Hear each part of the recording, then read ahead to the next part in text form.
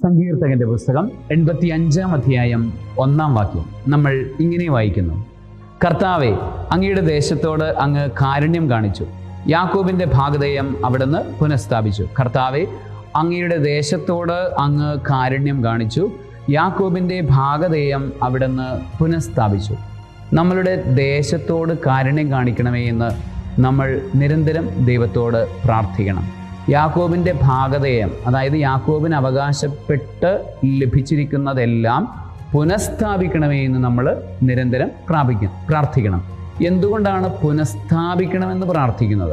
കാരണം തിന്മയുടെ ശക്തികൾ നിരന്തരം നമ്മളിലേക്ക്, പ്രത്യേകിച്ച് നമ്മളുടെ ദേശങ്ങളിലേക്ക് കടന്നു വരുന്ന അനുഭവങ്ങൾ ഉണ്ടാകും. ഒന്നാമതായി നമ്മൾ ചിന്തിക്കുകയാണെങ്കിൽ, ചില കാലഘട്ടങ്ങളിൽ പൈശാചികത ചില ദേശങ്ങളിൽ വളരുന്നതായിട്ട് കാണാനായിട്ട് സാധിക്കും. പ്രത്യേകിച്ച് ചിലപ്പോൾ ചില നാടുകളിൽ ആത്മഹത്യയുടെ ഒരു